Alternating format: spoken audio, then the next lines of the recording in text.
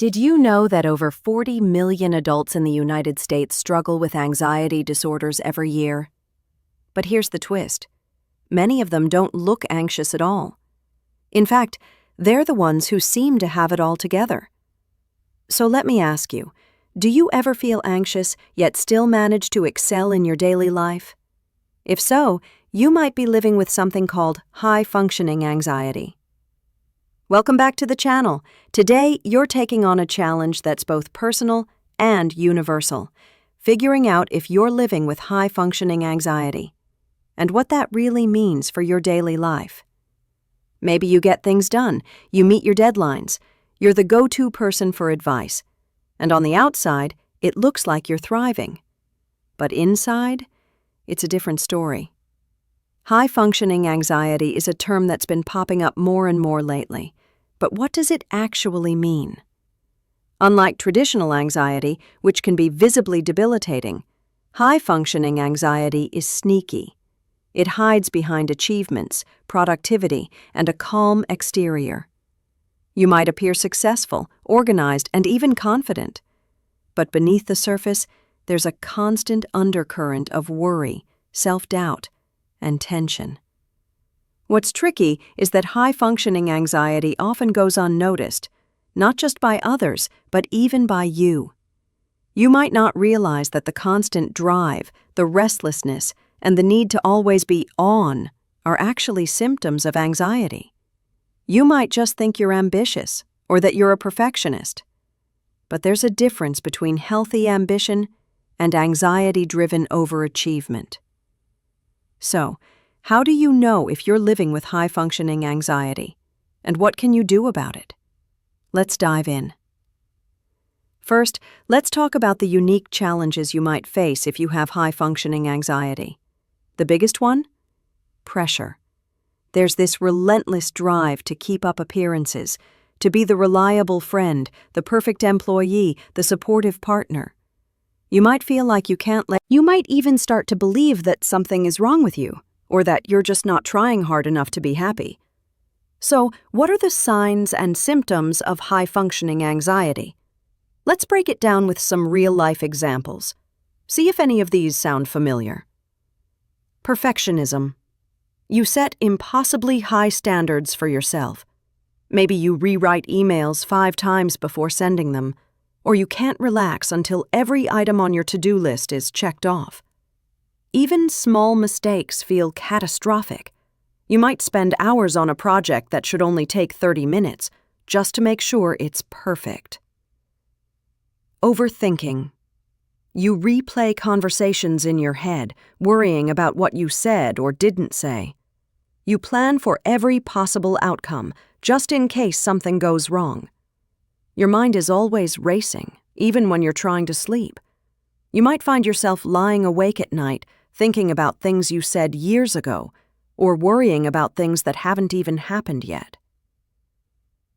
Difficulty relaxing. Downtime feels uncomfortable. You might feel guilty for taking a break, or you find it hard to enjoy hobbies because you're thinking about what you should be doing instead. Even when you're on vacation, your mind is still at work, running through checklists and deadlines. People-pleasing. You go out of your way to make others happy, even if it means sacrificing your own needs. Saying no feels impossible, and you worry about letting people down.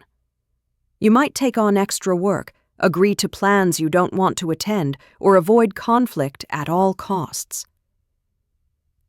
Physical symptoms. Maybe you have trouble sleeping, get frequent headaches, or feel tense all the time. Anxiety doesn't just live in your mind, it shows up in your body too. You might notice your heart racing, your stomach in knots, or your muscles feeling tight and sore. Procrastination and avoidance. Sometimes the pressure to be perfect can be so overwhelming that you end up putting things off. You might feel like you have to be strong for everyone else, even when you're struggling. If you're nodding along, you're not alone. High-functioning anxiety is more common than you think, and it's nothing to be ashamed of. One of the most challenging things about high-functioning anxiety is that it often goes unnoticed, not just by others but by you, too. Because you're able to keep up with your responsibilities, people might even praise you for your work ethic, your reliability, or your attention to detail. You might get promotions, awards, or compliments, all while feeling like you're barely holding it together. Society often rewards the very behaviors that are driven by anxiety, like overworking, perfectionism, and people-pleasing. This can make it even harder to recognize that what you're experiencing isn't just normal stress, but something deeper. You might also feel pressure to keep your struggles hidden because you don't want to seem weak or incapable. But the truth is, acknowledging your anxiety is a sign of strength, not weakness.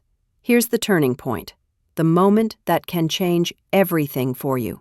Maybe one day a close friend asks, "Are you okay? You seem stressed."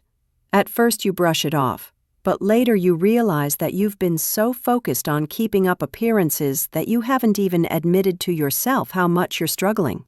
That can be your breakthrough moment. Recognizing and naming your anxiety is the first step toward managing it. You might start talking about it, first with friends, then maybe with a therapist. And you know what? The world doesn't end. In fact, things can get better. You learn that it's okay to ask for help. It's okay to set boundaries, and it's okay to not be perfect. High-functioning anxiety doesn't have to control your life. The more you acknowledge it, the more power you have to change your relationship with it. So let's recap. High-functioning anxiety is real, and it's more than just being a little stressed. It's a constant, underlying tension that can drive you to succeed, but at a cost. Now, I want to hear from you. Have you ever experienced high-functioning anxiety? What does it look like in your life? Drop a comment below and let's start a conversation, because the more we talk about it, the less power it has over us. And if you're looking for ways to cope with anxiety, check out my next video, where I share practical strategies and insights into mental health. Remember, you're not alone on this journey. Together, we can break the silence and support each other. If you found this video helpful, please give it a thumbs up and consider subscribing for more content on mental health and personal growth.